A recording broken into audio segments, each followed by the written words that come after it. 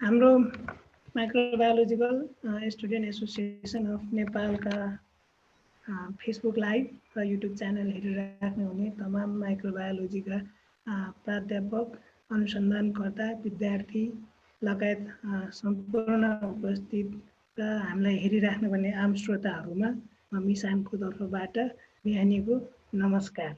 हाम्रो सिक्ने सिकाउने अभियान अन्तर्गत हामीले यो बन्दबन्दीको समयलाई सदुपयोग गर्दै विभिन्न विषयगत कुराहरूमा चाहिँ हामीले यो अभियानहरूलाई सञ्चालन गरिराखेका छौँ। यसैको निरन्तर कार्यक्रम अन्तर्गत आज हाम्रो चाहिँ कोभिड-19 vaccine vetted essential for humankind भन्ने विषयमा हामी बहस गर्दैछौँ। आजको हाम्रो कार्यक्रमको वक्ता हुनुहुन्छ त्रिभुवन विश्वविद्यालय माइक्रोबायोलोजी केन्द्रीय विभागका professor doctor Prakash Ghimire sir. उहाँ चाहिँ Nepal health research council ethical review बोर्डका चेयरपर्सन पनि हुनुहुन्छ भने WHO को कोरोना रिसर्च एन्ड डेभलपमेन्ट कमिटीको एक्सपर्ट ग्रुपको नेपालको तर्फबाट प्रतिनिधित्व गर्दै मेम्बरको रूपमा पनि हुनुहुन्छ। उहाँलाई म यो कार्यक्रममा स्वागत गर्न चाहन्छु, आदरणीय गुरु प्रोफेसर डाक्टर प्रकाश घिमिरे सरलाई। नमस्कार भूपेन्द्रजी, सुलभजी र तपाईँ मार्फत सम्पूर्ण माइक्रोबायोलोजी र यो बेसिकली साइन्स मन पराउने श्रोता र दर्शकहरूलाई। अब म यो कार्यक्रमलाई ढिला नगरिकन आजको कार्यक्रमलाई फेसिलिटेट गरिदिनु हुनको लागि म मिसानको अध्यक्ष मेरो अनन्य मित्र भूपेन्द्र लामाज्यूलाई अनुरोध गर्न चाहन्छु। सबैजनालाई नमस्ते। आज हामीले प्रोफेसर डाक्टर प्रकाश घिमिरे सरसँग भ्याक्सिनको डेभलपमेन्टको विषयमा, भ्याक्सिन कसरी डेभलप हुन्छ, भ्याक्सिन कहिलेसम्म आउँछ यो कोभिड-19 को भन्ने विषयमा छलफल गर्ने चाहिँ हामीले जमर्को गरेका छौँ। आशा छ तपाईहरुले यो चाहिँ प्रेजेन्टेसन, यो टकबाट चाहिँ केही कुरा नयाँ कुराहरू सिक्नुहुनेछ, नयाँ जानकारीहरू प्राप्त गर्नुहुनेछ। यति भन्दै म प्रोफेसर डाक्टर प्रकाश घिमिरे सरलाई आफ्नो चाहिँ प्रेजेन्टेसन गर्नको निम्ति अनुरोध गर्छु र प्रेजेन्टेसन सँगसँगै तपाईहरुको केही क्वेशन्सहरू छन् भने कमेन्ट सेक्सनमा, हाम्रो कमेन्ट बक्समा गरिदिनु होला। हामी त्यसलाई म्यानेज गरेर सरसम्म पुर्याउने छौँ र पछि अलिकति डिस्कसनको पार्टमा हामी सरसँग छलफल गर्ने छौँ। Sir thank you Bhupendraji, Sulabhji. र मलाई आज सुलभजी र भूपेन्द्रजीले तपाईहरु सामु यो सार्स कोरोना भाइरस 2 को भ्याक्सिन्सको सन्दर्भमा केही जानकारी छ भने बोलिदिन अनुरोध गर्नुभएको हुनाले म मेरो स्लाइडहरू अंग्रेजीमा रहन्छन् तर म नेपालीमा बोल्छु। त्यसले गर्दाखेरि दुवै श्रोता हेर्ने दुईटै मान्छेलाई उपयुक्त हुन्छ भन्ने मलाई लाग्छ। भ्याक्सिन्समा जानुभन्दा पहिला हामीले यो भाइरस कस्तो किसिमको भाइरस हो, के हो, त्यो जान्नु जरुरी छ। जसरी भ्याक्सिन डेभलपमेन्ट गर्न पहिला चाहिने कुरो भनेको यो भाइरस हो। यो भाइरस धेरैले यो भाइरसको बारेमा भनिसक्नु भएको छ। मैले मात्रै यति भनौँ, यो भाइरसको अट्याचमेन्ट ACE2 रिसेप्टरमा धेरै तगडा छ र योसँग सम्बन्धित अरु CD209 र यसको अरु प्रोटियोलाइटिक इभेन्टहरू टन्नै छन् र यो भाइरस सुरुमा ब्याटबाट मान्छेमा आएको भन्ने मान्यता छ। बीचका अरु प्याङ्गोलिन, सिभेट यिनीहरूको बारेमा अझै पनि धेरै अनुसन्धान भइरहेको छ। र यो भाइरस कोरोना भाइरस, यो किन कोरोना भाइरस 2 भयो, किन कोरोना भाइरस 1 भएन, किन के भयो भन्ने सन्दर्भमा यो कोरोना भाइरस 2 लगभग सार्स कोरोना भाइरस 1 2003 को आसपासमा संसारमा देखिएको थियो। त्योसँग 80% मिल्छ भने middle east respiratory syndrome corona virus मर्स कोभीसँग 50% मिल्छ। यो त्यही फ्यामिलीको मेम्बर हो।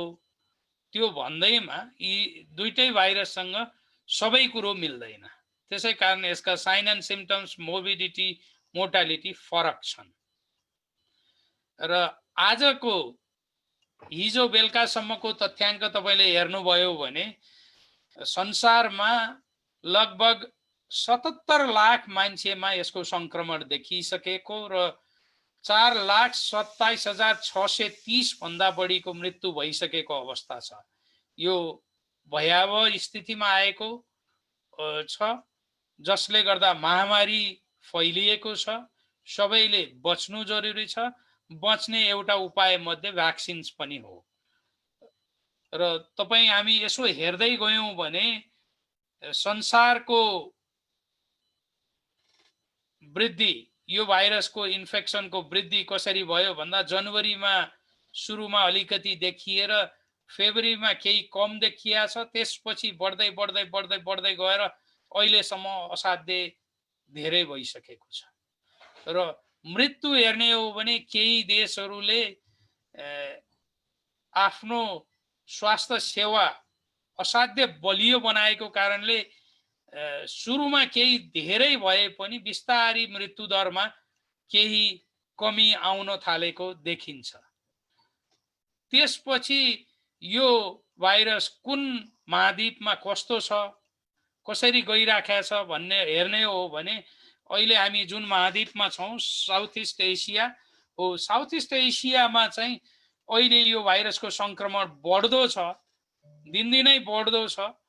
र अब हामीले हेर्नुपर्ने युरोपमा र वेस्टर्न पेसिफिकमा अझ सबैभन्दा राम्रो एक्जाम्पल वेस्टर्न पेसिफिकमा तपाईँ हेर्नुभयो भने त्यहाँको स्वास्थ्य सिस्टम, हेल्थ सिस्टम क्यापासिटी चाहिँ धेरै राम्रो बनाएको र सुरुमै उहाँहरूले निदान तथा उपचार गर्न सकेको हुनाले यहाँ हेर्नुभयो भने यो ग्राफमा वेस्टर्न पेसिफिकमा धेरै कम केसहरू देखिएका छन्, जबकि अफ्रिकामा र एसिया, इस्टर्न मेडिटेरियन रिजनमा यो बढ्दो छ भने युरोपमा बिस्तारै यो घट्दो छ। अमेरिकामा अझै पनि प्लेटोमै छ, यो घटिसकेको छैन, तर यो बढ्ने आधार चाहिँ लगभग सकिएको देखिन्छ।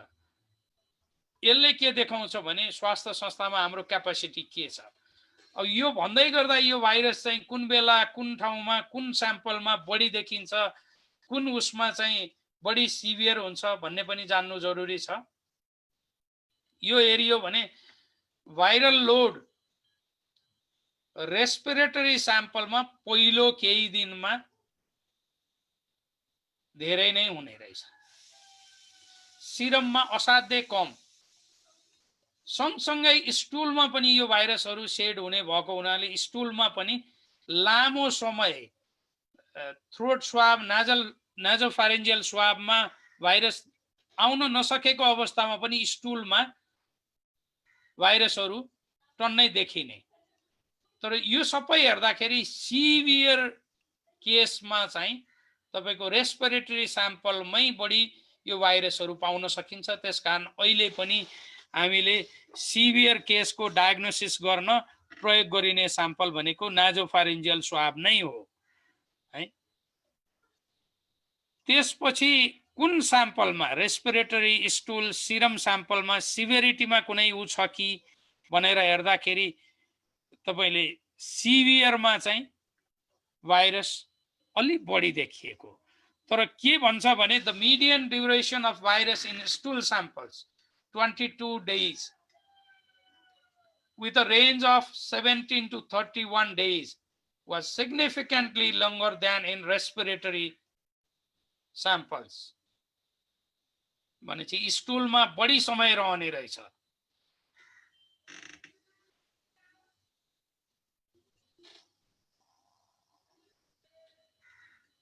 अनि यो चाहिँ भाइरल लोड र symptom onset यो हेर्ने हो भने mild, in the mild group the viral load in respiratory samples was greater during the initial stages of the disease and reached a peak in second week from the disease onset and was followed by lower loads.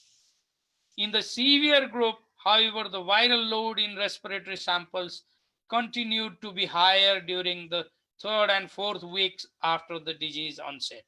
भनेपछि जबसम्म viral load चाहिँ बढी नै रहिरहन्छ तबसम्म severity बढी नै रहिरहन्छ भन्ने यसले प्रष्ट देखाएको छ। त्यसकारण यो भाइरस असाध्यै डेन्जर छ। अब यसमा चाहिँ अर्को के देखिया छ भने किन मान्छेमा बढी देखियो, किन चाहिँ पुरुषमा बढी महिलामा कम, किन चाहिँ बढी उमेर भएकामा चाहिँ धेरै देखियो, किन थोरै उमेर भएकोमा कम देखियो, यो सन्दर्भमा केही अध्ययनहरू जारी छन्। अहिलेसम्मको तथ्याङ्कले के देखाउँछ भने पुरुषमा बढी महिलामा कम र 60 वर्षभन्दा बढीकोमा बढी इन्फेक्सन, 60 वर्षभन्दा कमकोमा कम इन्फेक्सन। यो भनिराख्दा तपाईँहरूको प्रश्न एउटा मनमा खुल्दुली जाग्न सक्छ, नेपालमा त यङ मान्छेमै धेरै छन्। अब यो हाम्रो माइग्रेन्ट लेबरको समस्या हो।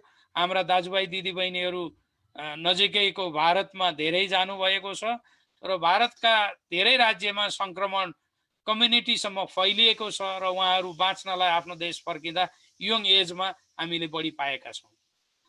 अब त्यो सबै भन्दै गर्दाखेरि डायग्नोसिस चाहिँ कसरी गरिन्छ त भन्दा पहिला चाहिँ डायग्नोसिस गर्नलाई सस्पेक्टेड, प्रोबेबल र कन्फर्म यो केस डेफिनेसनको आधारमा गरिन्छ। लेबोरेटरीमा गोल्ड स्ट्यान्डर्ड भने चाहिँ PRNT हो। PRNT को आधारमा सबै किटहरूको भ्यालिडेसन गरिन्छ, न कि PCR को आधारमा गरिन्छ। अब PRNT चाहिँ रुटिन डायग्नोस्टिक्समा युज गर्न सकिँदैन, किनभने भाइरस कल्चर गरेर त्यसलाई प्लाक रिडक्सन न्युट्रलाइजेसन टेस्ट गर्न रुटिन डायग्नोस्टिक्समा पोसिबल छैन। त्यसै कारणले न्युक्लिक एसिड डिटेक्सन भने यो अहिले रियल टाइम PCR बाट जुन गरिन्छ त्यो नै हामीले सबैभन्दा उपयुक्त उपाय भन्ने अहिलेसम्मको अध्ययनले देखाएको छ। यो भन्दै गर्दा यो देशमा भएका जिन एक्सपर्ट मेसिनहरू लगभग 35-40 वटा छन्, तिनबाट पनि यो गर्न सकिने अवस्था छ, तर अहिलेसम्म प्रयोगमा आएको अवस्था देखिँदैन। अब सबैभन्दा controversial antibody detection, antigen detection. जसरी इन्फ्लुएन्जामा एन्टिजेन डिटेक्सनको सेन्सिटिभिटी 55 देखि 60% मात्रै छ, यसमा एन्टिजेन डिटेक्सनको सेन्सिटिभिटी स्पेसिफिसिटी असाध्यै कम छ, 30 देखि 35%। त्यसकारण अहिलेसम्मका किटहरूको एन्टिजेन डिटेक्सन किटहरूको राम्रो उपादेयता देखिँदैन। एन्टिबडी डिटेक्सन गर्ने किटहरू पनि जुन RDT तपाईँहरू बजारमा सुनिराख्नु भएको छ, त्यसको पनि सेन्सिटिभिटी स्पेसिफिसिटी हेर्ने हो भने 20 देखि 40% सेन्सिटिभिटी छ, जसको कारणले हामी 60% देखि 80% लाई छोड्न सक्दैनौँ र दोस्रो हप्तामा मात्र एन्टिबडी बढेको देखिन्छ, पहिलो हप्तामा इन्फेक्सन भएको पहिलो हप्तामा देखिँदैन। त्यसकारण यसको डायग्नोस्टिक सिग्निफिकेन्स छैन भनेर 8 अप्रिलमै WHO ले कन्ट्रीहरूलाई साइन्टिफिक ब्रिफ मार्फत जानकारी गराइसकेको छ कि RDT रुटिन डायग्नोस्टिक्सको लागि र केस इन्भेस्टिगेसनको लागि प्रयोग नगर्नु होला, यो सर्भिलेन्स र रिसर्चमा मात्र प्रयोग गर्नु होला भनेर। अब यो त भयो रोग भाइरसदेखि डायग्नोसिससम्म। अब यो रोग हामी कहाँ संसारमा छ, संक्रमण भइराखेका छन्। अब कसरी बच्न सकिन्छ त? कसरी बच्न सकिन्छको पहिलो कुरो हो सोसियल डिस्टेन्सिङ, र अब सोसियल भन्दा पनि फिजिकल डिस्टेन्सिङ मेन कुरो हो, जसमा हामी किन यो गर्दैछौँ भन्दा रोग लाग्नलाई होस्ट, इन्भाइरोमेन्ट र एजेन्ट चाहिन्छ हो। यो एजेन्ट भनेको भाइरसलाई मार्ने हामीसँग अहिलेसम्म कुनै पनि यी दबाईहरू पाइएका छैनन्, केही दबाईहरू ट्रायलमा छन्। त्यो भन्दै गर्दाखेरि भाइरस संसारमा त कहीँ न कहीँ रहन्छ, त्यसलाई एकैचोटि एलिमिनेट गर्न सकिँदैन हो। त्यो गर्दै गर्दाखेरि होस्ट मान्छे हामी मानवताको लागि सबै जरुरी छ, कुनै पनि बच्चा होस् या वृद्ध होस्। त्यसकारण ती दुईटा कुरामा हामीले म्यानिपुलेसन गर्ने सम्भावना धेरै कम छ र यो होस्ट र एजेन्ट बीचको जुन दूरी कायम गरेका छ त्यो इन्भाइरोमेन्ट हो। हामीले धेरै गर्न सकिने भनेको इन्भाइरोमेन्ट। इन्भाइरोमेन्टमा गर्न सकिने भनेको पहिला त रेस्पिरेटरी हाइजिन, ह्यान्ड हाइजिन हो, यो मेन्टेन गर्यौँ भने पनि हामीले धेरै मात्रामा सङ्क्रमणबाट बच्न सकिन्छ। त्यसका बावजुद मान्छेको शरीरमा हामीले इम्युनिटी बढाउने काम हो। इम्युनिटी बढाउने कामको लागि यो भ्याक्सिन्सको उपयोगिता असाध्य रहन्छ, जसको कारणले आज हामी भ्याक्सिन्समा छलफल गर्न गइराखेका छौँ। म धेरै जान्न, भ्याक्सिनको बारेमा धेरैवटा डेफिनेसन छन्। Preventive vaccine, prophylactic vaccine, treatment vaccine, यो सबै किसिमका भ्याक्सिन हुन सक्छन्। ती सबै किसिमका भ्याक्सिन मध्ये अहिले हामी यो कोरोनामा कुन किसिमको भ्याक्सिन प्रयोग भइराखेको छ अथवा कुन किसिमको भ्याक्सिन ट्रायलमा गइराखेको छ भन्ने सन्दर्भमा हामी जान्छौँ। र विश्वका विभिन्न एक्जाम्पलले के देखाउँछ भन्दाखेरि भ्याक्सिन्सले रोगसँगको सङ्क्रमण घटाउन ठुलो मद्दत गर्छ। यो स्लाइडमा हेर्नुभयो भने भ्याक्सिनहरू आउनुभन्दा पहिला रोगले धेरै मान्छेहरू मर्थे, धेरै मान्छे सङ्क्रमित हुन्थे, र जब जब भ्याक्सिन्सहरू विभिन्न रोगका लागि भ्याक्सिन्सहरू आए तब तब रोगको सङ्क्रमण रोकियो र सङ्क्रमण र मृत्यु दर निकै कम हुँदै गयो। अब अहिले हाम्रो च्यालेन्ज भनेको कोरोनाको भ्याक्सिन्स डेभलपमेन्ट गर्ने पनि हामी फरक प्रिन्सिपल होइन, यही प्रिन्सिपल हो। भ्याक्सिनले त्यो कोरोना भाइरसलाई रेकग्नाइज गर्नु पर्यो, त्यसपछि न्युट्रलाइज गर्नु पर्यो, न्युट्रलाइज गरेर यसलाई डिस्ट्रोय गर्न सक्नु पर्यो त्यो भाइरसलाई। हो, यही प्रिन्सिपलमा भ्याक्सिन बन्छ र भ्याक्सिन्सका डिफ्रेन्ट फर्म्याट्सहरू छन् र अहिले पनि यही डिफ्रेन्ट फर्म्याट्स मध्ये केही फर्म्याट्समा हाम्रो काम भइराखेको छ। त्यो भन्दै गर्दा विगतमा विभिन्न रोगको लागि विभिन्न किसिमका DNA, RNA, viral vector, inactivated, live एटिटेटेड प्रोटिन सब युनिट र होल भाइरस भ्याक्सिन हो, यी डिफरेन्ट फर्म्याट्समा भ्याक्सिनहरू डेभलप भइराखेका छन् र त्यही सिम्पटमलाई लिएर अब अहिले पनि हामी भ्याक्सिन प्रोडक्सनमा जाने अवस्थामा छ र भ्याक्सिन ट्रायलमा जाने अवस्थामा छ। केही काम भइसकेका छ, तपाईँहरूमध्ये धेरैलाई केही कुराहरू थाहा भइसकेको छ र यी डिफरेन्ट मोडालिटी मध्ये केही मोडालिटीको म कुरा गर्छु। र भ्याक्सिन डेभलपमेन्टका डिफरेन्ट स्टेजेसहरू हुन्छन्। किन भ्याक्सिन हिजो आएन, किन भ्याक्सिन आज छैन, किन भ्याक्सिन भोलि पर्सि नै किन आउँदैन भन्ने सन्दर्भमा नर्मल अवस्थामा भ्याक्सिन प्रोडक्सन कन्सेप्ट लेबोरेटरीमा साइन्टिफिक कन्सेप्ट डिजाइनदेखि लिएर भ्याक्सिन बजारमा आउन कम्तीमा 10 वर्ष लाग्ने सम्भावना छ। हो, त्यो सबै गर्दाखेरि 10 वर्ष लाग्छ भने अहिले बनिराखेका अरू भाइरसका भ्याक्सिनहरूको प्लेटफर्ममा काम गर्दाखेरि पनि 1 देखि 1.5 वर्ष लाग्ने सम्भावना जगजाहेरै छ। हो, यो डिफरेन्ट फेज, प्री क्लिनिकल अनि क्लिनिकलमा पनि फेज 1, 2, 3, त्यसपछि मात्र लाइसेन्सर हुने, लाइसेन्स भएपछि लार्ज स्केलमा म्यानुफ्याक्चर गरेर डिस्ट्रिब्युसन गर्नुपर्ने हुँदाखेरि भाइरसलाई बजारमा आउन, के अरे यो भाइरल भ्याक्सिन्सलाई बजारमा आउन समय लाग्छ। जबसम्म सुरक्षित र प्रभावकारी भ्याक्सिन हुँदैन तबसम्म बजारमा आउँदैन र आउनु हुँदैन। यो भ्याक्सिन लगाएर मान्छेलाई सुरक्षित बनाउने हो, असुरक्षित भ्याक्सिन लगाएर मान्छेलाई काम छैन, त्यसकारण त्यस्तो किसिमको गर्नुहुन्न। त्यो भन्दै गर्दाखेरि WHO ले एउटा एक्सपर्ट ग्रुप कमिटी कन्भिन गरेको थियो गत फेब्रुअरीमा, फेब्रुअरीको 10, 11, 12, 13 जस्तो लाग्छ। त्यसमा मैले सौभाग्य पाएको थिएँ त्यो एक्सपर्ट ग्रुप कमिटीमा सामेल हुने। त्यस पश्चात भ्याक्सिन डेभलपमेन्टको लागि हामीले एउटा पब्लिक स्टेटमेन्ट कोलाबोरेसन र डेभलपमेन्टको लागि आह्वान गऱ्यौँ।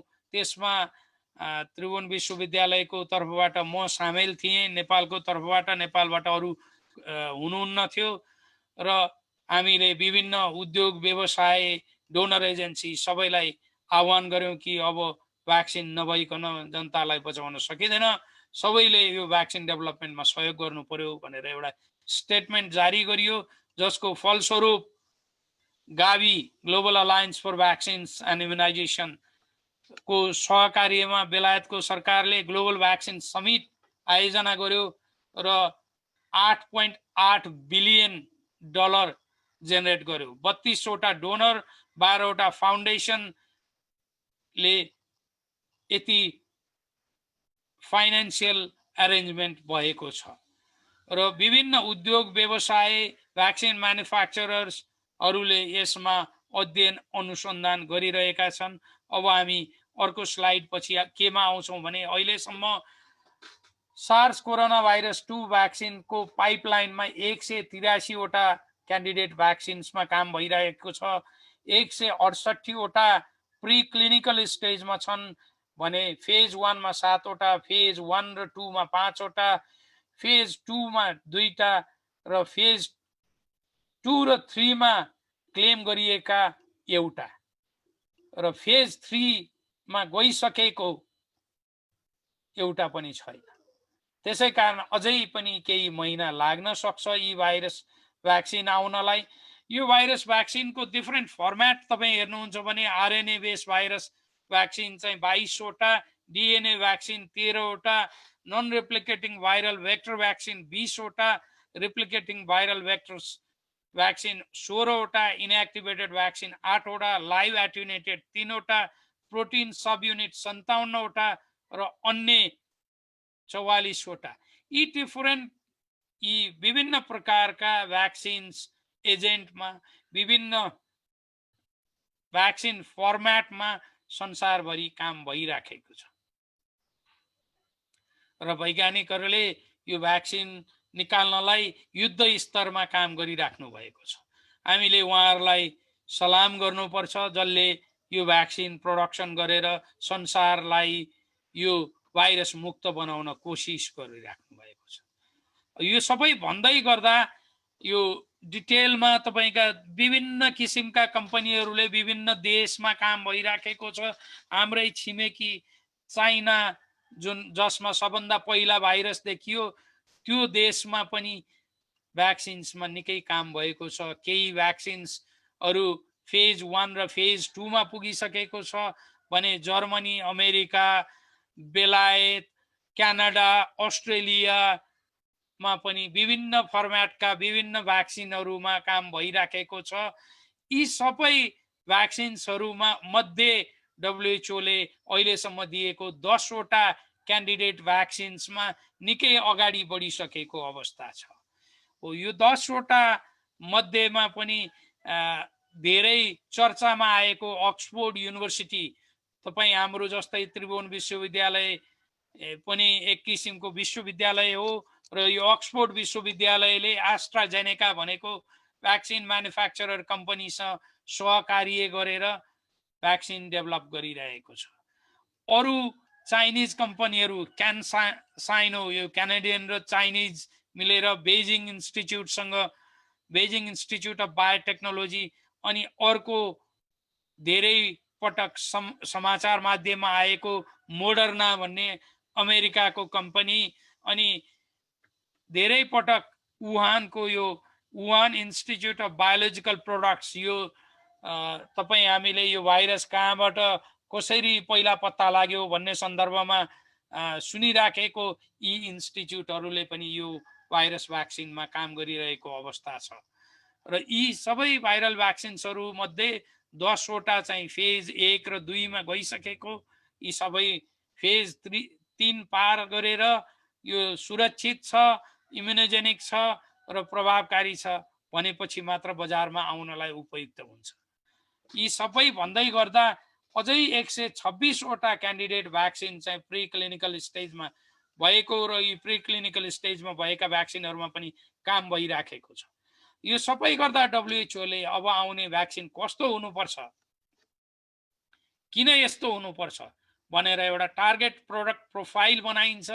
त्यो टार्गेट प्रोडक्ट प्रोफाइलमा के भनिएको छ भने इन्डिकेसन अफ युज, कसलाई युज गर्न सकिन्छ भने अहिलेसम्मको अवस्थामा नर्मल अवस्थामा पपुलेसनलाई प्रोटेक्सनमा युज गर्ने त छँदैछ, त्यसका बावजुद आउटब्रेकमा पनि अहिलेको पेन्डेमिक जस्तोमा पनि युज गर्ने भ्याक्सिन चाहियो र त्यस्तो किसिमको भ्याक्सिन बनाउनुहोस् भन्ने अनुरोध गरेको छ।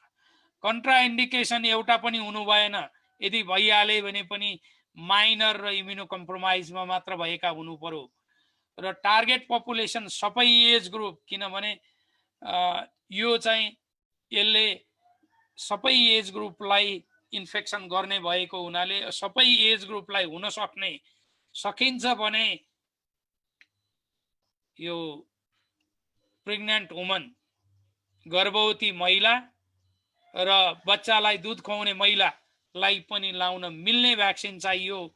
सेफ्टी र रिएक्टोजेनेसिटीमा तपाईँ हेर्नुभयो भने safety and reactogenicity sufficient to provide a highly favorable benefit risk profile in the context of observed vaccine efficacy with only mild transient adverse events related to the vaccines.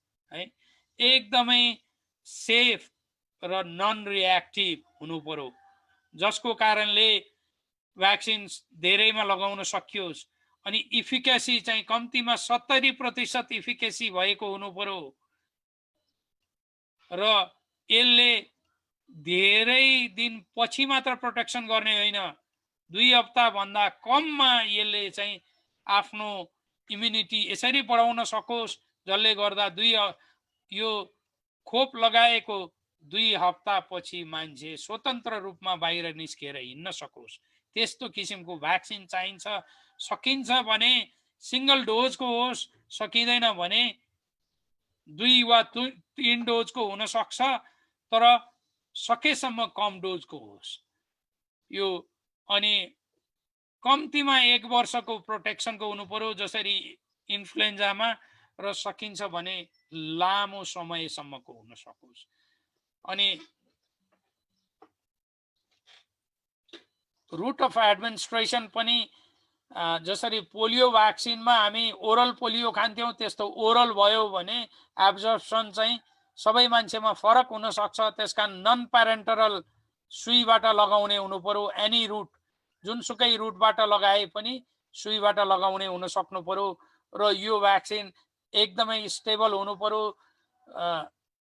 Nepalgunj Dhangadhi जस्तो 47-48 डिग्रीमा पनि रहन सकोस्, त्यस्तो किसिमको बनाउन सकियोस् र भ्याक्सिन भायल मोनिटर राखेको हुनु पर्यो, जसको कारणले यो भ्याक्सिन चाहिँ इफेक्टिभ छ छैन बाहिरैबाट देखेर कलर चेन्ज भयो भने टेम्परेचरले गर्दा यो भित्रको कन्स्टिट्युएन्ट बिग्रेको छ भन्ने थाहा हुन सकोस् र स्वास्थ्य संस्थामा स्वास्थ्य कर्मीहरूले प्रयोगमा यसलाई समुचित प्रयोग गर्न सकुन् र यसलाई अरू भ्याक्सिनसँग मिसाएर होइन, यो एक्लो प्रडक्ट हुन सकोस् र अरूसँग लगाइयो भने पनि यसको एडभर्स इभेन्ट नहोस् भन्ने यो किसिमको भ्याक्सिन प्रोडक्सन गर्नुपर्छ भन्ने मान्यता राखेर अझ प्रेजेन्टेसन सिंगल डोज र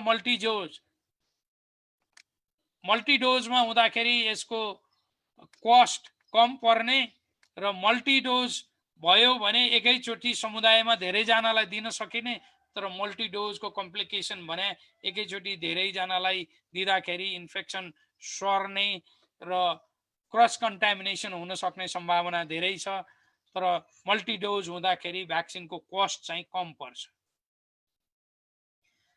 अब यो सबै गरिसकेपछि रजिस्ट्रेसन, प्री क्वालिफिकेसन, धेरै लो एन्ड मिडल इन्कम कन्ट्रीको आफ्नो रेगुलेटरी सिस्टमले भ्याक्सिनको इफिकेसी, सेफ्टी सबै जाँच्न नसक्ने भएको हुनाले WHO, युनिसेफ लगायत UN सिस्टमले प्रोक्युरमेन्टको लागि प्री क्वालिफिकेसनमा जान सकोस्, जसले गर्दा गरिब जनताले पनि सजिलै यो भ्याक्सिनको एक्सेस गर्न सकुन् र एक्सेसिबल होस् र लो एन्ड मिडल इन्कम कन्ट्रीमा पनि यो एक्सेसिबिलिटी बढोस्। हो यस्तो किसिमको भ्याक्सिन प्रोडक्सन र डिस्ट्रिब्युसनलाई WHO र यो एक्सपर्ट कमिटीहरूले प्रपोज गरेका छन्। अहिले यो भन्दै गर्दाखेरि यो रेस चाहिँ के छ भने विभिन्न किसिमका भ्याक्सिन तपाईँ अघि जुन लिस्टमा देख्नुभयो, virus vaccine, viral vector vaccines, nucleic acid vaccine, protein based vaccine, यी विभिन्न भ्याक्सिनमा काम भइरहेका छन्, विभिन्न देशमा काम भइरहेका छन्, विभिन्न इन्स्टिच्युटमा काम भइरहेका छन्। सुखद कुरो कुनै कुनै भ्याक्सिन फेज 1 बाट फेज 2 तिर लम्किसकेको छ क्लिनिकल ट्रायलको, भनेपछि फेज 3 सकेर भ्याक्सिन चाँडै नै अबका 6 महिनाभित्र भ्याक्सिन चाहिँ आउन सक्ने सम्भावनालाई नकार्न सकिँदैन। तर यो भन्दै गर्दा म एउटा कुरो के फ्ल्याग गर्न चाहन्छु यहाँ भने, यी त भए यी एजेन्टमा काम भएका। फेज 1 भनेको सेफ्टी हो, फेज 2 भनेको सेफ्टी एन्ड इम्युनोजेनिसिटी हो, र फेज 3 भनेको इफिकेसी हो। जबसम्म यी तीनटै फेज पार गर्दैन, इफिकेसी हुँदैन, यी सबै भ्याक्सिन क्यान्डिडेटमा भएको लगानी उपयुक्त हुने सम्भावना तबसम्म देखिँदैन। त्यसकारण फेज 3 पार गरिसकेपछि मात्रै भ्याक्सिन चाहिँ यो भयो भएन भन्ने सन्दर्भमा हुन्छ। तर अहिले देख्दा धेरैवटा भ्याक्सिन क्यान्डिडेटमा काम भइरहेको, एउटा किसिमको भ्याक्सिन क्यान्डिडेट काम नगरे पनि अर्को किसिमले काम गर्छ कि भन्ने सम्भावना निकै भएको हुनाले भ्याक्सिन्समा यो रेस निकै अगाडि बढेको छ। यी सबै भन्दै गर्दा अन्तिममा सबैले सहकार्य गरेर भ्याक्सिन चाँडै ल्याएर संसारमा यो रोगको सङ्क्रमण र यो सङ्क्रमणको कारणले हुने मृत्युबाट हामी सबै बच्नुपर्छ, बचाउनुपर्छ। जबसम्म भ्याक्सिन आउँदैन तबसम्म सामाजिक र फिजिकल डिस्टेन्स कायम गर्नु पर्यो, रेस्पिरेटरी हाइजिन कायम गर्नु पर्यो, र समाजमा ग्रुपमा बस्नु भएन। जसलाई सङ्क्रमण छ उसले आइसोलेसनमा बस्नु पर्यो, जो चाहिँ सङ्क्रमित ठाउँबाट आएको छ उसले सकिन्छ कम्तीमा 1 देखि 2 मिटरको डिस्टेन्समा रहेको र इन्डिभिजुअल रुममा रहेको क्वारेन्टाइनमा बस्नु पर्यो अथवा होम क्वारेन्टाइनमा बस्नु पर्यो, जसको कारणले सङ्क्रमण नभएको मान्छेमा रोग नसरोस्, हामी पनि बचौँ, अरूलाई पनि बचाउँ। र मिसनले यो मिसनमा सबैलाई सहयोग गर्न सकोस्, राष्ट्रमा सबैको डायग्नोसिस समयमा भयो भने उपचार हुन्छ र बचाउन र बच्न सकिन्छ। धन्यवाद।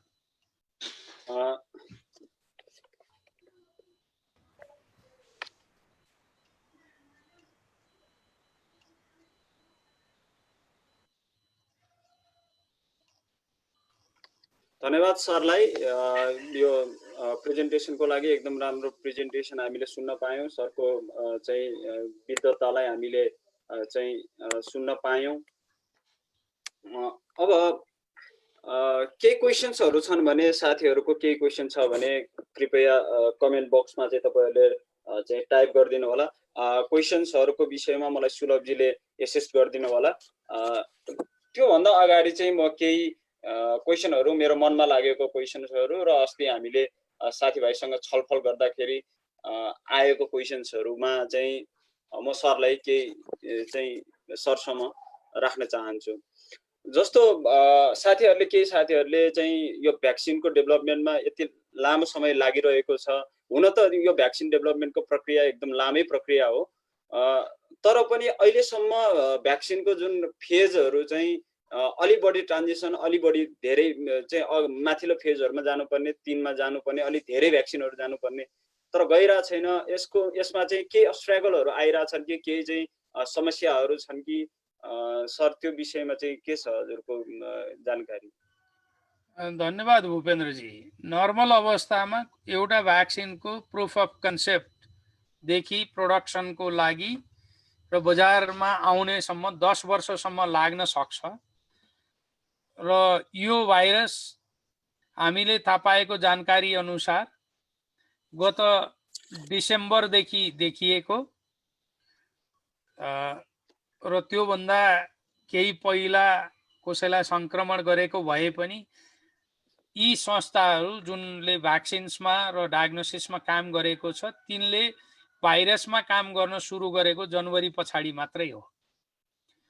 त्यसकारण यो भाइरसको प्रोपगेसन गरेर यसको क्यारेक्टरिस्टिक थाहा पाएर यसको कुन एजेन्टले, कुन सिक्वेन्सले, कुन प्रोटिनले प्रोटेक्सन गर्न सक्छ भनेर आइडेन्टिफाई गरेर काम गर्दै गर्दा अहिले सबैभन्दा अगाडिको रेसमा भएको यी भाइरस भेटाएका संस्थाहरू मध्येले पनि फेज 1 भने सेफ्टी, त्यसमा करिबन 100 आसपासका मान्छेलाई यो भ्याक्सिन दिएर सुरक्षित छ भनेपछि मात्रै फेज 2 मा जानुपर्ने हो। त्यो चाहिँ के हो भने पुरानो डेभलप भइराखेका फर्मेटमा हैन, इन्फ्लुएन्जा भ्याक्सिनको, अरू भाइरल भ्याक्सिन्सको, रोटा भाइरस भ्याक्सिन्सको यी फर्मेटहरूमा ती टेक्नोलोजी युज गरेर यति चाँडै गएको हो। अहिलेसम्म जुन डेभलपमेन्ट भइरहेको छ यसमा हडल होइन, सबैले सहयोग गरेर यति चाँडै भइराखेको अवस्था छ। धन्यवाद सरलाई। अनि सरले अघि प्रेजेन्टेसनको क्रममा कन्ट्राइन्डिकेसन्सहरूको विषयमा पनि भनिरहनु भएको थियो। यो कन्ट्राइन्डिकेसन्सहरू चाहिँ कस्तो कस्तो हुन सक्छ, यसको चाहिँ सिभियरिटी कतिसम्म हुन सक्छ, यसको विषयमा पनि अलिकति जान्न पाए हुन्थ्यो सर। ओके भूपेन्द्रजी, केही भ्याक्सिन्सहरू जसरी हामीले अरू भ्याक्सिन्समा पनि हेर्छौँ, लाइभ भाइरस अथवा भेक्टर्ड भाइरस भ्याक्सिन प्रयोग गर्दाखेरि केही रिस्क ग्रुपहरू जो इम्युनो कम्प्रोमाइज छन्, जो ल्याक्टेटिङ मदर्स छन्, जो प्रेग्नेन्ट वुमन छन्, तिनीहरूमा चाहिँ विशेष अवस्थामा बाहेक यिनीहरू भ्याक्सिनहरूको कन्ट्राइन्डिकेसन हुन सक्छ, त्यसकारण यिनीहरू दिनु हुँदैन भन्ने हो। अब यो भ्याक्सिन्सहरू अहिले inactivated vaccines, viral vectored vaccine, whole protein vaccine, subunit vaccine, यो सबै भ्याक्सिन्समा काम भइराखेको छ र आउने भ्याक्सिन्सहरूले WHO को एक्सपेक्टेड प्रोडक्ट प्रोफाइल हैन, टेक्निकल प्रोडक्ट प्रोफाइल TPP जुन रिलिज गरेको छ त्यो अनुसार भयो भने मात्रै प्री क्वालिफिकेसन हुन्छ। प्री क्वालिफिकेसन भयो भने मात्रै लो एन्ड मिडल इन्कम कन्ट्रीमा आउन सक्छ, जसको कारणले लो एन्ड मिडल इन्कमका जनताहरू सुरक्षित हुन सक्छन् भन्ने हो। अब यो इनएक्टिभेटेड भ्याक्सिन्सको एडभर्स इभेन्ट चाहिँ धेरै कम हुन्छ, तर इनएक्टिभेटेड भ्याक्सिन्सको इम्युनोजेनिसिटी चाहिँ स्लो हुन्छ, रिएक्टोजेनिसिटी कम हुन्छ। त्यो भन्दै गर्दाखेरि अहिले हामीसँग यही फर्मेटको, यही मोडलको भ्याक्सिन चाहिँ आउँछ भन्ने अहिलेसम्म यकिन हुन किन सकेको छैन भन्दा धेरै किसिमका एजेन्टमा, धेरै फर्मेटमा काम भइराखेको छ। कुन भ्याक्सिनले पहिला फेज 3 पार गर्छ, किनभने फेज 3 मा जाँदाखेरि फेज 1 चाहिँ सेफ्टी हो, 100 जना मात्रमा गर्नु र हजारौंमा गर्दाखेरि सेफ छ कि छैन भन्ने चाहिँ पहिलो गरेको चाहिँ 18 देखि 60 वर्षभित्रका इम्युन कम्पिटेन्ट मान्छेमा गर्दाखेरि र बच्चा, बुढा र प्रेग्नेन्ट वुमनमा पनि गर्दाखेरि कहिलेकाहीँ एडभर्स इभेन्ट देखिन सक्छ र त्यो एजेन्टहरू ड्रप हुन सक्छ। र यो अन्यथा किन मान्नु पर्दैन भन्दाखेरि त्यही भएर 10 वर्षसम्म लाग्न सक्ने किन हो भने विभिन्न सयौं एजेन्टमा काम गर्दा एउटा एजेन्ट, दुईटा एजेन्टले काम गर्न सक्छ। त्यसकारण अहिलेसम्म जे भइरहेको छ, मेरो अन्दाजमा, मेरो जानकारीमा भए अनुसार एकदमै छिटो भइराखेको हो र यो अगाडि बढिराखेको छ। केही भ्याक्सिन म्यानुफ्याक्चररहरूले हामी फेज 2 मा पुगिसक्यौं भनेका छन्, त्यो भनेको धेरै राम्रो हो र फेज 1 मा सक्सेस हुनु भनेको धेरै सेफ हुन सक्ने सम्भावना देखिएको। तर फेज 2 ले मात्र के भन्छ भने ठुलो पपुलेसन ग्रुप र ब्रोडर पपुलेसन ग्रुपमा यो सेफ भयो, इम्युनोजेनिक भयो भने अनि त्यसपछि इफिकेसी चाहिँ 1 वर्ष हुन्छ, 6 महिना हुन्छ, 3 वर्ष हुन्छ, 5 वर्ष हुन्छ, 10 वर्ष हुन्छ, अनि इफिकेसी हेर्ने हो। अनि सर जस्तो चाहिँ अहिले अब यो भ्याक्सिनको डेभलपमेन्टको क्रम त धेरै लामो हुन्छ, त्यो भइगयो। अर्को चाहिँ हाम्रो यो एन्टिबडिजहरूको कलेक्सन गरेर चाहिँ हामीले चाहिँ प्यासिभ इम्युनिटीमा पनि काम गर्न सकिन्छ कि सकिँदैन, अहिलेसम्मको चाहिँ यसको प्रयासहरू कस्तो रह्यो सर? धन्यवाद भूपेन्द्रजी। एन्टिबडीको कलेक्सन गरेर प्युरिफिकेसन गरेर ट्रिटमेन्ट गर्ने पनि एउटा विधि हो। त्यो विधि चाहिँ केही देशमा अहिले ट्रायलमा छ भन्ने जानकारीमा आएको छ।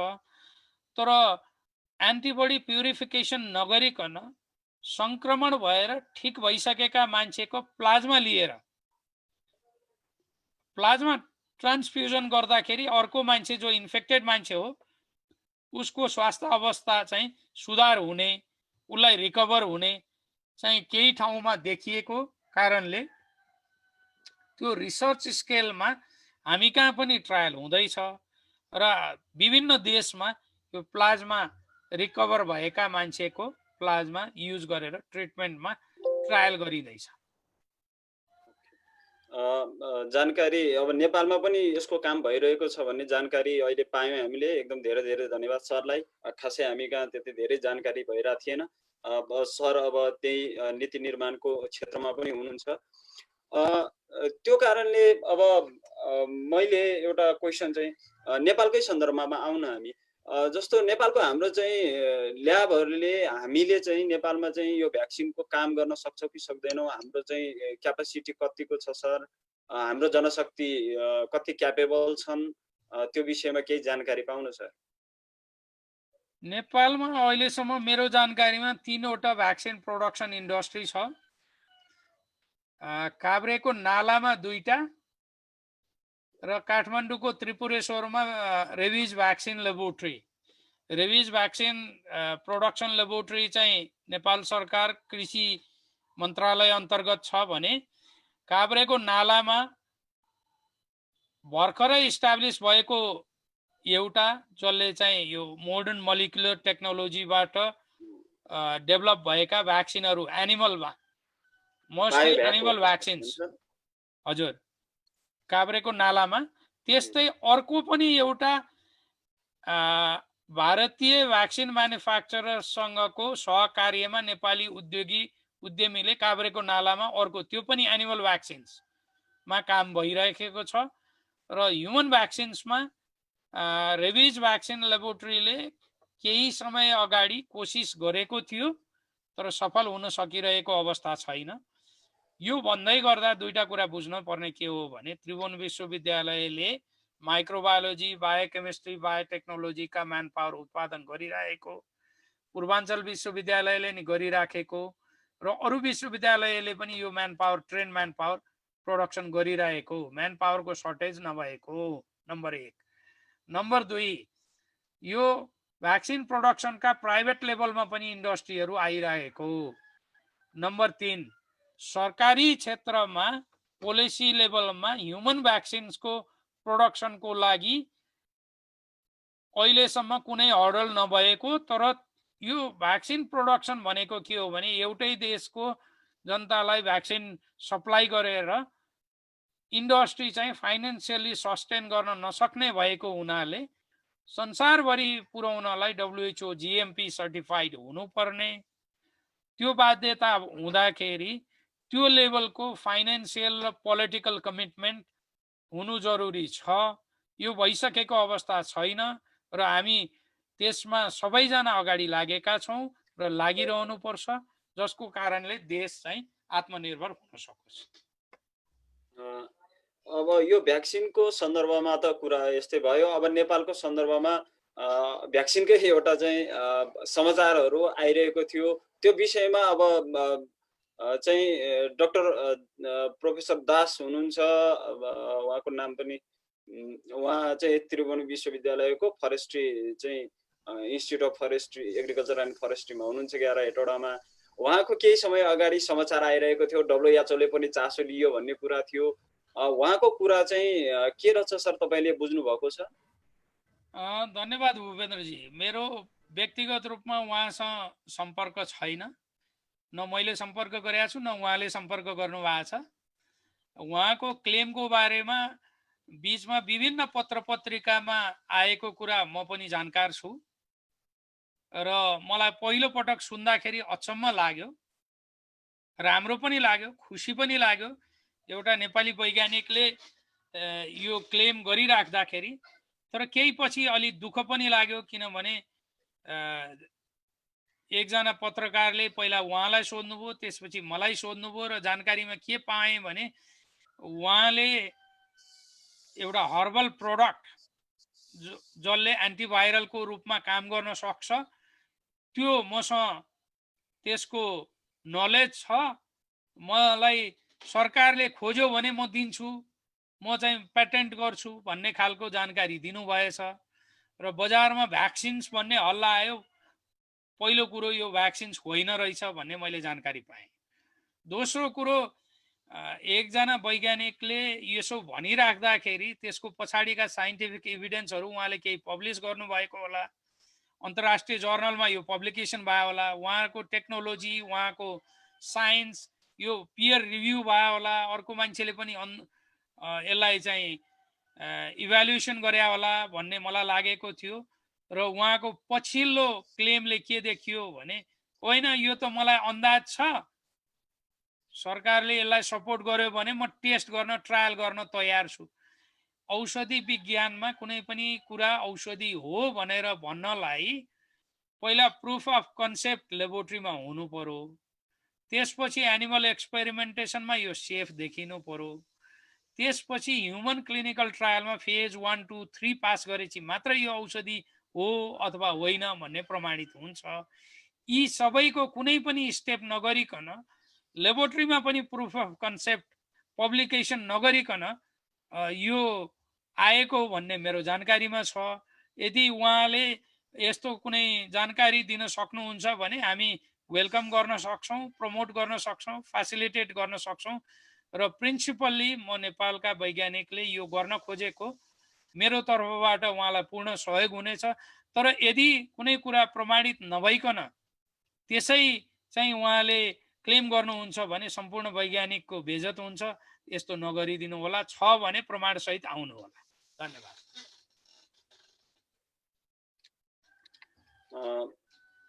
अब हुन त उहाँको हाइपोथेसिस हुन सक्छ हैन, टेस्टमा अनि अरू प्रक्रियाहरूमा नगएको हुँदा हामीले यसलाई अब भ्याक्सिनै भनिहाल्न पनि मिल्दैन। उहाँको हाइपोथेसिस हुन सक्छ, त्यसमा हामी आशावादी हौँ। उहाँलाई चाहिँ उहाँले सरहरूसँग, यता माइक्रोबायोलोजीको चाहिँ सरहरूसँग चाहिँ समन्वय गर्नुभयो भने हामी राम्रो तरिकाबाट काम गर्न सक्छौँ। त्यो हाइपोथेसिसलाई हामीले टेस्ट पनि गर्न सक्छौँ।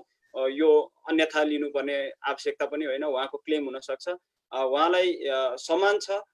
तर सरले भने जस्तै अब हामी सामान्य साइन्सको विद्यार्थीले चाहिँ साइन्टिफिक जर्नलमा रिपोर्टहरू भइसकेपछि चाहिँ बाहिर आउनुपर्ने कुराहरूमा अलिकति चाँडो हतार भयो कि भन्ने चाहिँ हामीले पनि बुझेका छौँ। तैपनि उहाँप्रति सम्मान छ, उहाँलाई फेसिलिटेट गर्नुहुन सरहरूलाई पनि अनुरोध गर्छु, उहाँबाट चाहिँ फेसिलिटेटको माग भइआएमा। अब अलिकति सोसियोलोजिकल पर्सपेक्टिभमा जाँदाखेरि अब ल हामीले अब केही समयमा नै भ्याक्सिन बनायौँ, भ्याक्सिन सफल पनि भयो।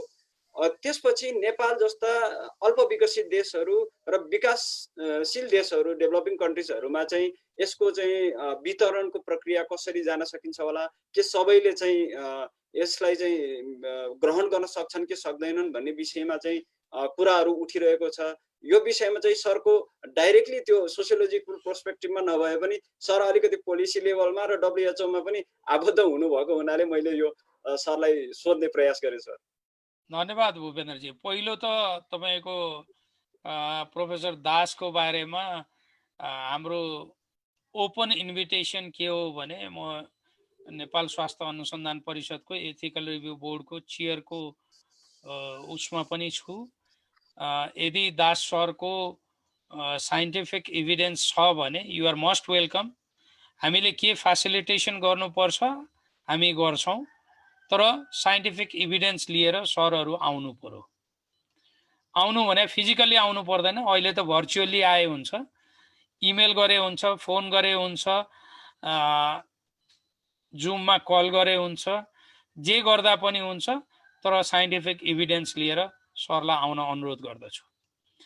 हामीले त्यस पश्चात जे गर्नुपर्छ एउटा साइन्टिस्टको हैसियतले साइन्टिस्टलाई फेसिलिटेसन गर्न हामी तयार छौँ।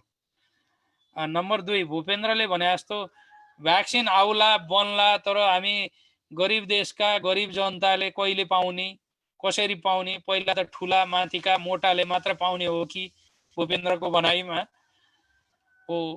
म WHO को global public health emergency ethics नेटवर्कको मेम्बरको हैसियतले हामीले यसमा केही काम गरिराखेका छौँ र अहिले केमा काम भइराखेको छ भन्दा भ्याक्सिन बन्ने काम भइराखेको छ, भ्याक्सिनलाई बनाउनमा फेसिलिटेसनको काम भइराखेको छ।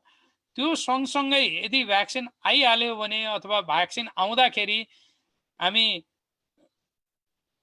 जो ग्रुप सबैभन्दा बढी रिस्कमा छ भने यो स्वास्थ्यकर्मी र त्यसपछि अन्डरलाइङ कन्डिसन भएका मान्छे, त्यसमा पनि गरिब देशहरूका बढी मान्छे हो। यी मान्छेमा सहज पहुँचको लागि कसरी गर्न सकिन्छ भनेर विभिन्न मोडालिटीमा काम भइराखेको छ र आगामी दिनमा मलाई लाग्छ 15-20 दिनभित्र हाम्रो एउटा संयुक्त म्यानुस्क्रिप्ट प्रोसेसमा भएको हुनाले म्यानुस्क्रिप्टको बारेमा हामी अहिले बोल्न चाहदैनौँ। यो क्लियरेन्सको प्रोसेसमा जान्छ, क्लियरेन्स भइसकेपछि मात्र आउँछ। तर विश्वको अहिलेको कन्सर्न भनेकै जो मान्छेलाई पहिला बचाउनु पर्ने हो त्यो मान्छेमा यो भ्याक्सिन पहिला पुग्नु पर्यो भन्ने नै छ र इक्विटेबल डिस्ट्रिब्युसन हुनु पर्यो। नत्र त जहाँ प्रोडक्सन हुन्छ, जसको देश धेरै धनी छ, जसको इन्डस्ट्री छ, उसले पहिला पाउने सम्भावना हुन्छ। त्यो सम्भावना हुँदाखेरि जो मान्छेलाई पाउनु पर्ने हो उसले पाउँदैन।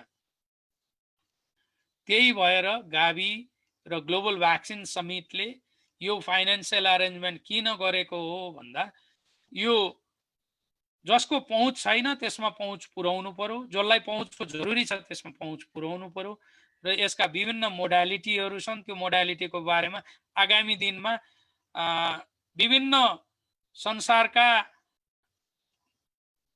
नेतृत्व लिने शक्तिहरू र नेतृत्व लिने संस्थाहरू, समन्वय गर्ने संस्थाहरूले कसरी भ्याक्सिनको पहुँच बढाउन सक्छन् भन्ने चाँडै नै आउँदैछ र यो सन्दर्भमा सबैको सोच छ। भूपेन्द्र, हामी जस्तो गरिब देशका सबै जनताले नभइकन जो पहिला रिस्कमा छ उसले पहिला पाउनु पर्यो र जो माथि ठुलो पद ओगटेर बसेको छ, ठुलो गाडी चढ्न सक्छ, उसले भन्दा जसलाई संक्रमण बढी हुन सक्छ त्यसले पहिला पाउनु पर्यो भन्ने सन्दर्भमा काम भइराखेको छ। आशा गरौँ त्यो चाँडै नै कारगर हुनेछ। अब यो भ्याक्सिनको बाट चाहिँ कमेन्टमा आएको प्रश्नहरू छ। भ्याक्सिन भन्दा अलिक फरक किसिमको सर माइक्रोबायोलोजीको प्रोफेसर पनि हुनुहुन्छ, त्यही भएर मैले अब लगभग हामी सकिने अवस्थामा छौँ।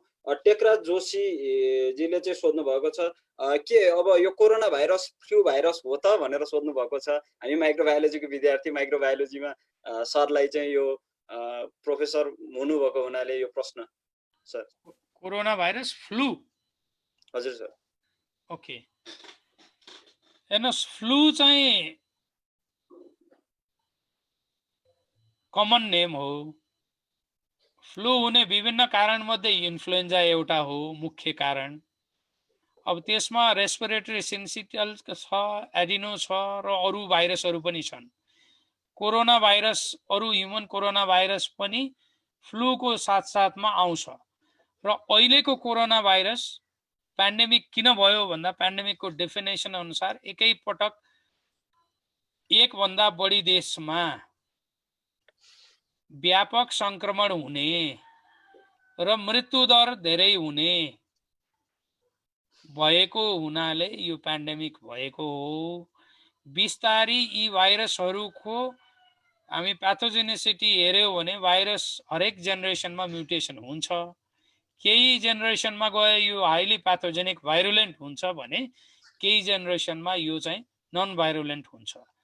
त्यही भएर अहिले पनि वैज्ञानिकहरूले सतर्क केमा गराएका छन् भन्दा दोस्रो वेभ आयो भने अझ बढी संक्रामक हुन सक्छ है, सतर्क रहनु भनेको हो।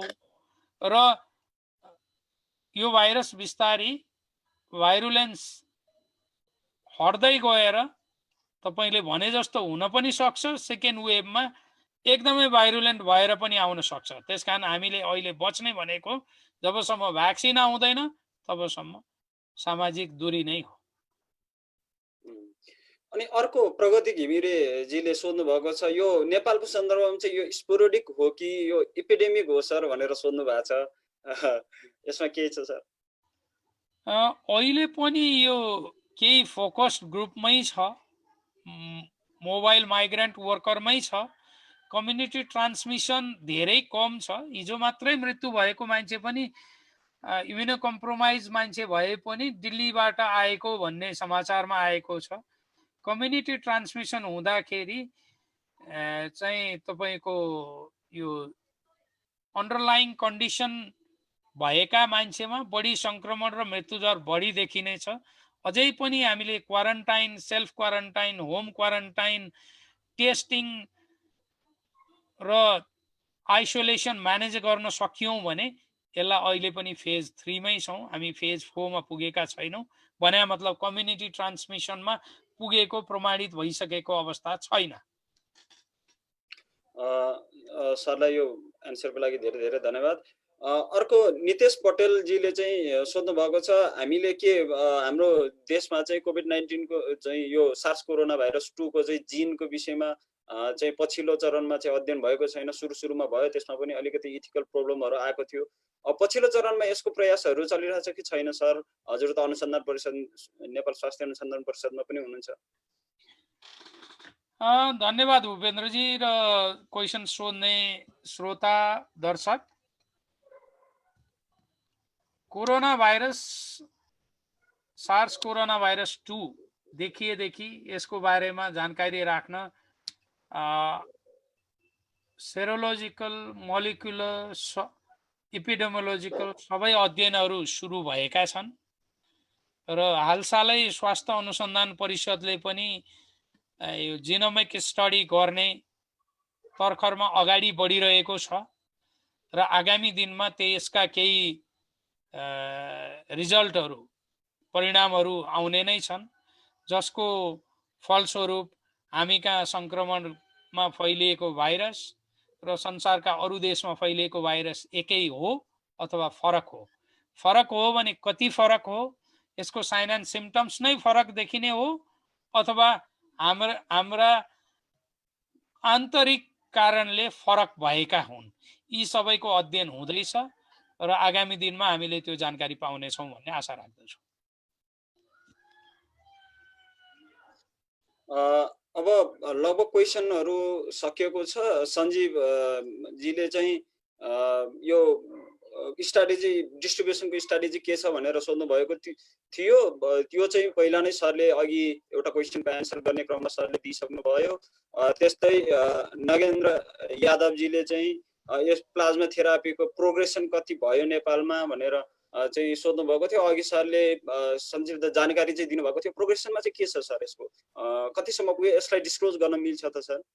ओके, यसलाई यस्तो छ, स्वास्थ्य अनुसन्धान परिषदले यसको अनुसन्धान, यो चाहिँ इम्प्लिमेन्टेसन रिसर्च भन्छ, यो ट्रिटमेन्ट दिएर गर्ने त्यसको लिडरसिप लिएर अगाडि बढेको छ।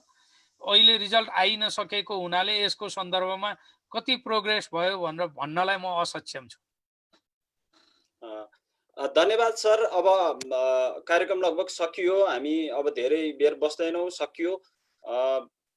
आशा गरौँ अब यो संसारले, यो पृथ्वीले, यो मानव जातिले कोभिड-19 को चाहिँ भ्याक्सिन चाँडोभन्दा चाँडो प्राप्त गरोस्।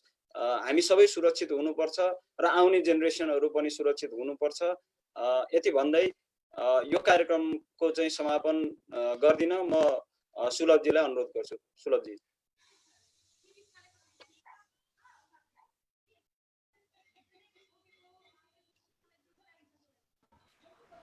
धन्यवाद मेरो मित्र भूपेन्द्र लामाज्यूलाई र आजको वक्ता हाम्रो आदरणीय गुरु प्राध्यापक डाक्टर प्रकाश घिमिरे सरलाई। आज भ्याक्सिन डेभलपमेन्टको फेज र त्यसले अहिले ग्लोबलमा कुन फेजमा पुगिराखेको छ र के अवस्था छ भन्ने विषयमा महत्त्वपूर्ण जानकारी दिनुभएको छ र यो हाम्रो सिक्ने सिकाउने अभियान अन्तर्गत आजको यो कार्यक्रमलाई धेरै नेपाली चाहिँ श्रोताहरूले चाहिँ थाहा पाउनु भयो होला। एउटा नेपालमा चाहिँ भ्याक्सिनको प्रिन्सिपलकै विषयमा मान्छे चाहिँ एउटा डिबेटमा थियो, एउटा पत्रिकामा, एउटा मिडिया हाउसमा चाहिँ क्युरेटिभ मेडिसिनलाई पनि भ्याक्सिनको रूपमा चाहिँ मान्छेले प्रचार गरिराखेका थिए। यो विषयलाई चाहिँ हाम्रो गुरु डाक्टर प्रकाश घिमिरे सरले प्रकाश पारिदिनु भएको छ त्यसको लागि म फेरि पनि धन्यवाद दिन चाहन्छु। र यति भन्दै यो आजको हाम्रो सिक्ने सिकाउने अभियानलाई यही बिट मार्दै आगामी दिनमा यहाँहरूको साथ र सहयोगले हामी अगाडि बढ्नेछौँ। यदि हाम्रो कार्यक्रमहरू मन परेका छ भने कृपया लाइक सेयर गरिदिनु होला र समाजमा पुर्याइदिनु होला। केही हामीसँग कमी कमजोरी त्रुटि छ भने कृपया हाम्रो कमेन्ट बक्समा तपाईँहरूले कमेन्ट अथवा सजेसन गर्न सक्नुहुनेछ। हस् त, धन्यवाद। धन्यवाद। यति भन्दै हाम्रो आजको प्रोग्रामको सपोर्टरहरू Nepali society for microbiology, central department of microbiology Tribhuvan university, microbial ecology network Nepal, society for applied microbiology UK र ASM American society for microbiology युएसएलाई धेरै धेरै धन्यवाद दिन चाहन्छौँ। हामी फेरि पनि यस्ता कार्यक्रमहरू गरिरहनेछौँ। मेरो सन्दर्भमा मैले भन्ने गरेको चाहिँ के हो भने हामी माइक्रोबायोलोजीको विद्यार्थीहरू अलिकति एकाडेमिकमा पनि अलिकति हामी एक्सिलेन्स हुनुपर्छ र हाम्रो लाइसेन्सको सन्दर्भमा त हामी काम गरिरहेकै छौँ। यो विषयमा केही दिनमै चाहिँ तपाईँहरूले चाहिँ यसको चाहिँ सूचना प्राप्त गर्नुहुनेछ म मार्फत र नेजमको चाहिँ प्रेसिडेन्ट हुनुहुन्छ हाम्रो प्रकाश घिमिरे सर, उहाँ मार्फत पनि प्राप्त गर्नुहुनेछ। यसको सन्दर्भ चलिरहेको छ। यो कार्यक्रम विशेषतः भ्याक्सिनसँग सम्बन्धित भएको हुनाले त्यो विषयहरूलाई उठान नगरिकन त्यो विषयहरूलाई अर्को कार्यक्रममा अर्को किसिमलेबाट चाहिँ हामी तपाईँहरूसँग चाहिँ त्यसको सम्पर्क गर्ने बाचा गर्दै यो कार्यक्रम आजको लागि अन्त्य भएको घोषणा गर्छु। हस्त, धन्यवाद, नमस्कार।